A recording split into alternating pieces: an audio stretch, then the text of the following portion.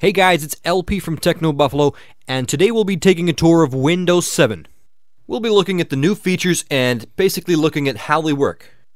This is the release candidate version of the beta, Build 7100, and I'm running this overview on a mid-range setup. I have an Intel Quad clocked at 3.4 GHz and 4 gigs of semi-fast RAM. I'm running Windows 7 off a RAID 0, so it may run a bit faster than off a single hard drive. And as you can see, even though I'm running the two Caviar Black hard drives and RAID, the Windows 7 performance testing gave me only a 5.9. Anything above 5.9 is apparently reserved for solid-state drives. Okay, let's get started. An important factor in operating system, in my opinion, is how it looks.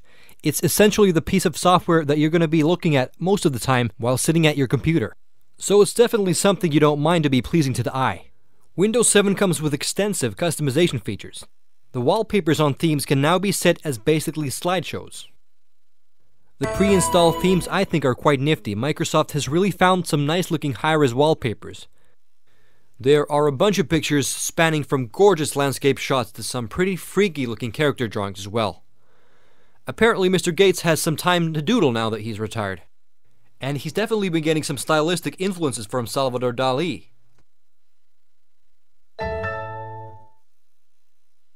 The architecture theme has some stunning shots of very interesting looking buildings. In the past, I've usually just used my own custom wallpapers, but these pre-installed wallpapers on Windows 7 are actually looking quite appealing. Just like on Windows Vista, you can tweak the color settings of the taskbar on Windows to suit your liking. I think a bright pink might go pretty well with this blue color. Or maybe not. When you get tired of pre-installed themes, you can make your own slideshow-based theme. Just bring in your own set of pictures and set the time interval, and you're pretty much good to go. And you can shuffle up the pictures if you will.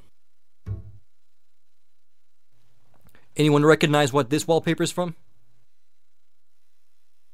Now this is going to be a good movie. I must go see it. Whoops, how'd that get in there? Now this is nice. This wallpaper is from the upcoming Tron Legacy movie.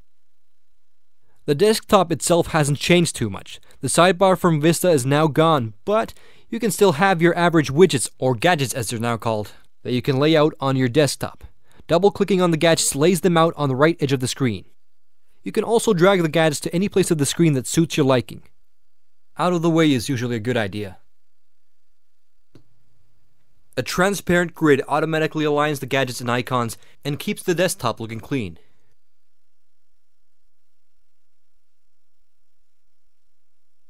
I'm not going to be needing these, but I will leave the CPU and RAM meter on so you can keep tabs of how much power the Windows 7 is taking up.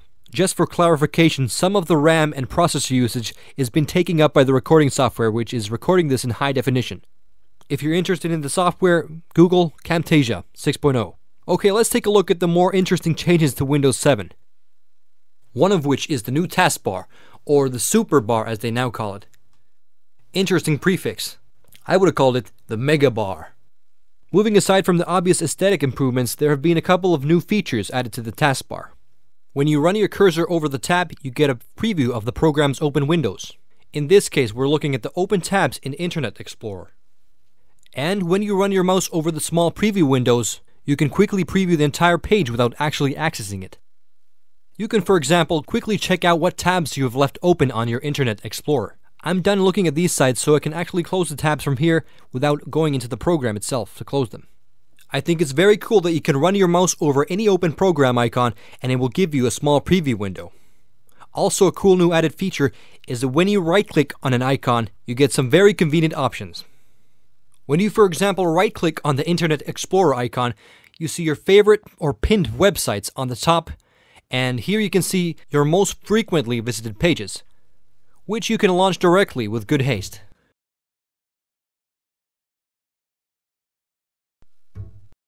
You can also pin some of your frequently visited pages to your pin section if you like.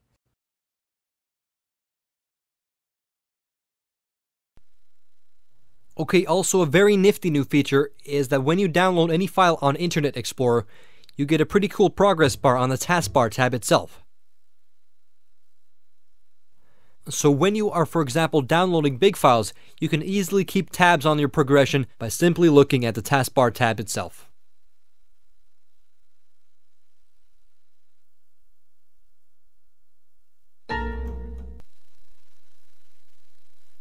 The right-clicking features work on any program as well. Here you can see some recent folders I've accessed, and while we're here, you probably noticed the Windows 7 has some new sounds. Accessing folders gives out a kind of jazzy bass string chime.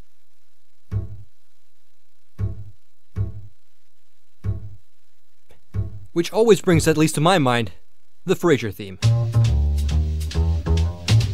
Hey baby, I hear the blues are calling, tossed salads and scrambled eggs. Quite stylish. It could be just me though. Anyways, as I mentioned, the preview view works on any program. Right-clicking on the Microsoft Word brings out an option to launch recent Word documents, and it's an option that I very frequently use. Windows 7 also has some mouse-free commands for operating the taskbar. You can just hit the Windows button and press the number that coincides with a program running from left to right on the taskbar.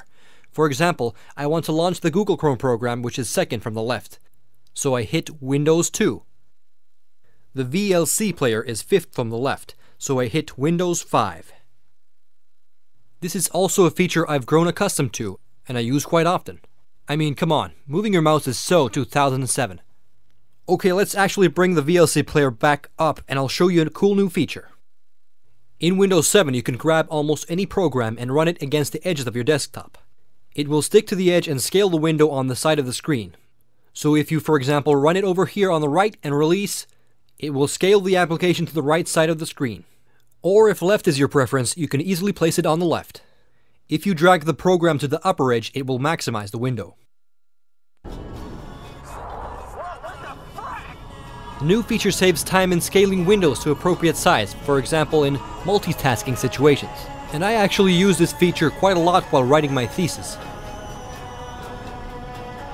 During the couple of months of writing, I actually watched 4 seasons of Battlestar Galactica on split screen. You know, needed some inspiration for the writing. Multitasking at its best. Excellent show, by the way. I just ordered the whole series on Blu-ray to replace my DVDs. Hi, Lee. Kara? Don't freak out, it really is me. Another feature coming up is called Arrow Shake. For this, we need to create a bit of a mess, so let's open all these programs on top of the VLC player. Ever so often, you might find yourself in a situation where you have a lot of windows and junk open on the desktop, and you just need to get rid of all windows except one. Arrow Shake is a solution for this.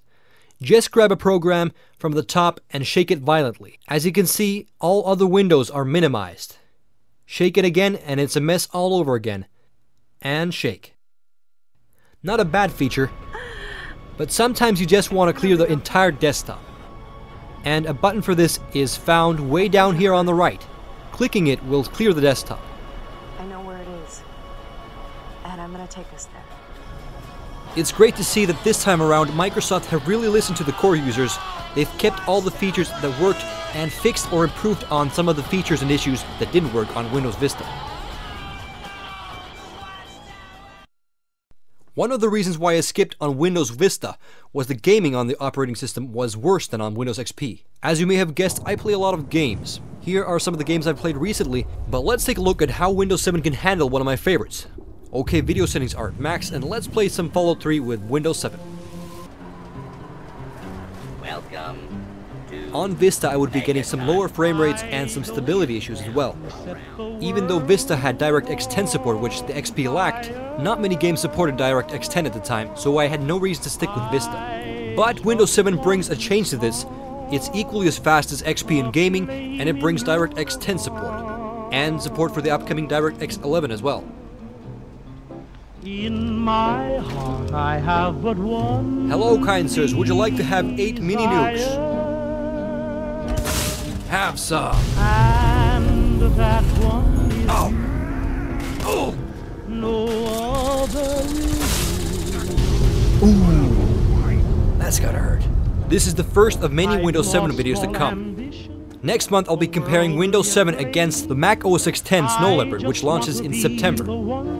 So stay tuned, LP signing out. And with your admission that you feel